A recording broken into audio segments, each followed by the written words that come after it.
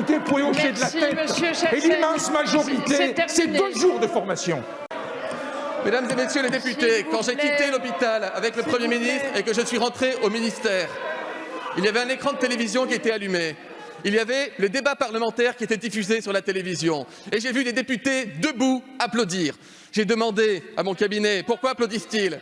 Nous avons vaincu l'épidémie? Pourquoi applaudissent-ils? Pour rendre hommage aux soignants? On m'a expliqué que non, les députés de l'opposition étaient debout pour applaudir le fait qu'ils avaient voté la fin de l'état d'urgence sanitaire à la mi-décembre et la fin du confinement à la fin novembre, quoi qu'il arrive dans notre pays.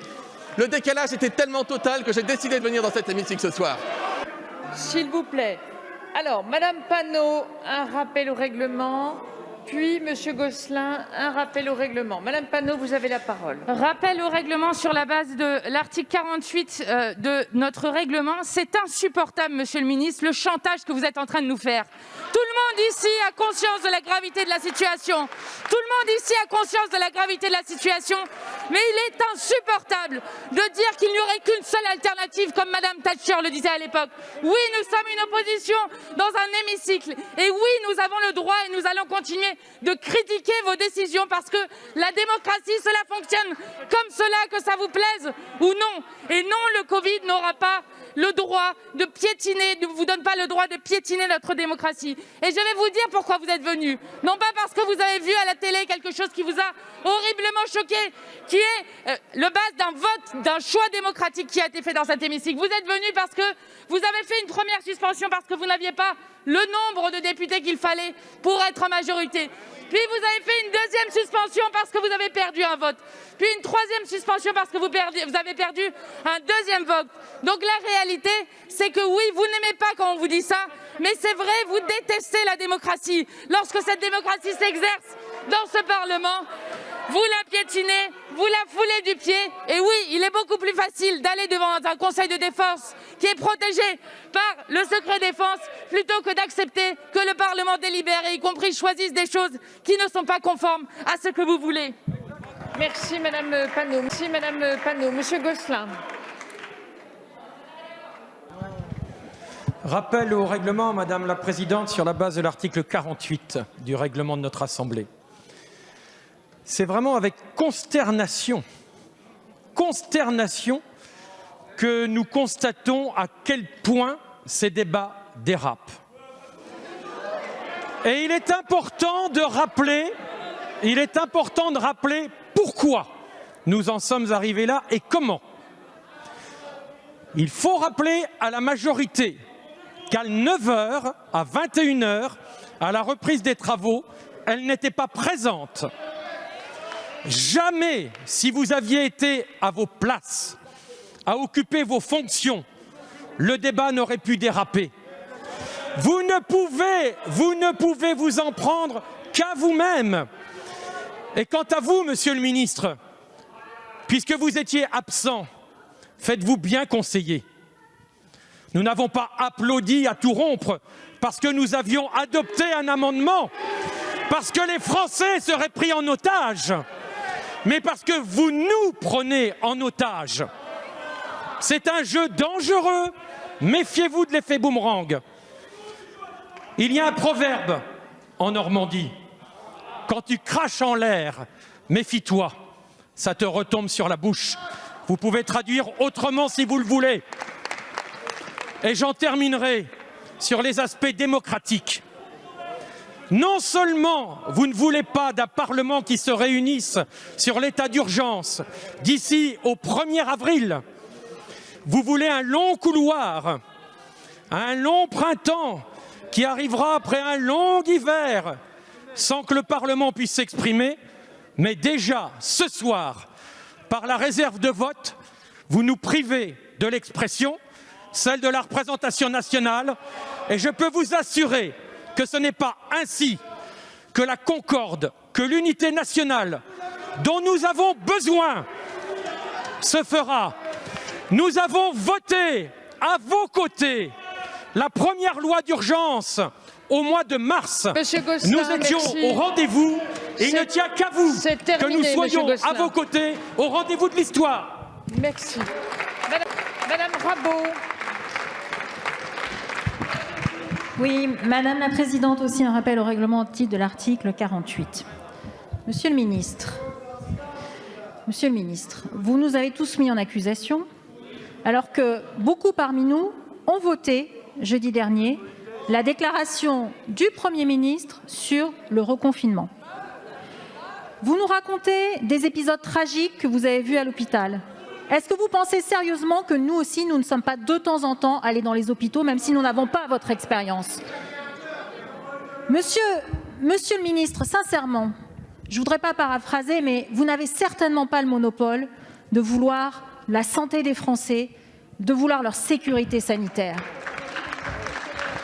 Et si vous vouliez vraiment assumer l'aspect démocratique de vos décisions, vous nous diriez clairement sur quels critères reposent vos décisions, à quel moment vous les activez.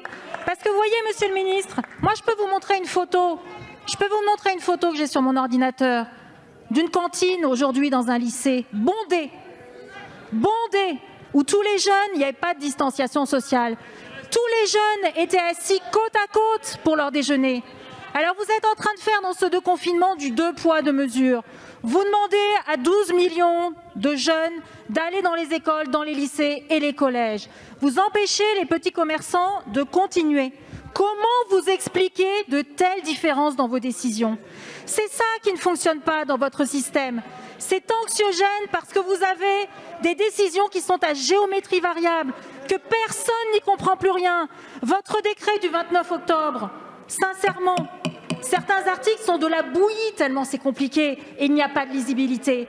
Alors quand on veut réussir l'unité nationale, il faut qu'il y ait une cohésion, il faut qu'il y ait une adhésion, il faut que vous soyez capable de susciter l'adhésion sur vos décisions. Là, c'est impossible tellement elles sont à géométrie variable. Merci Madame la Présidente. Chers collègues qui faites des rappels au règlement, soyez dans l'exercice du rappel au règlement. Dans la deuxième chambre, il y avait un homme en surpoids âgé de 35 ans. C'est ça la réalité, mesdames et messieurs les députés. Si vous ne voulez pas l'entendre, sortez d'ici. Elle est là la réalité de nos hôpitaux. Elle est là la réalité de nos hôpitaux. C'est ça la réalité de nos hôpitaux. Vous êtes en train de débattre de sujets alors que nos soignants se battent pour sauver des vies de cette manière-là dans nos hôpitaux.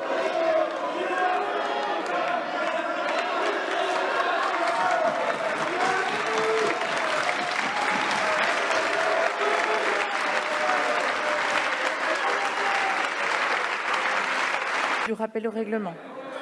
Monsieur Chassaigne.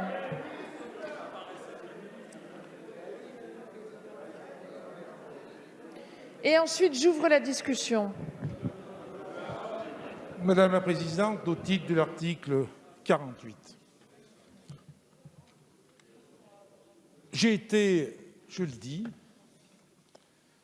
blessé par la façon que le ministre de la Santé a de s'adresser aux parlementaires. Monsieur le ministre, chacun d'entre nous ici a son vécu. Mais vous n'êtes pas là pour tenir des propos avec une volonté d'humilier. Je dis pas de vous et surtout pas de vous. Et ce que je voudrais vous dire, je fais partie de ceux qui ont voté favorablement la semaine dernière. Je l'ai fait avec ma conscience. Ça n'a pas été facile, forcément. Je n'ai pas de regrets par rapport à ça.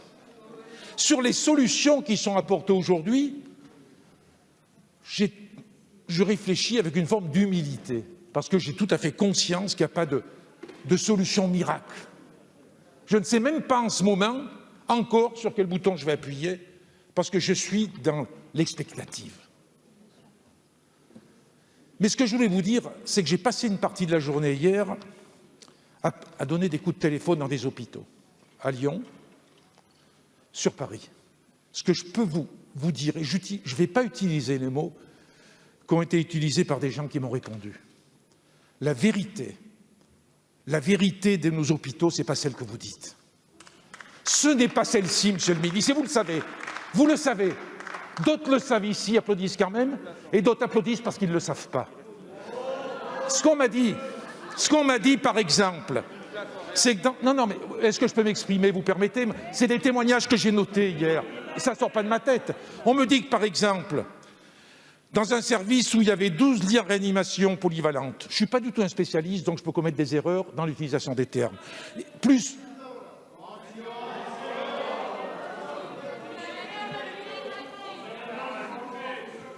Il y avait 12 lits de réanimation polyvalente, il y avait 8 lits d'unité soins intensifs cardiologie. On m'a dit, sur les 8 lits, 6 ont sauté. Et on fait apparaître une augmentation de lits qui, en définitive, est une augmentation artificielle. La première vague, ça a tenu le coup. La deuxième vague, ça commence à péter. Deuxième exemple. Dans un service où il y avait 70 infirmiers et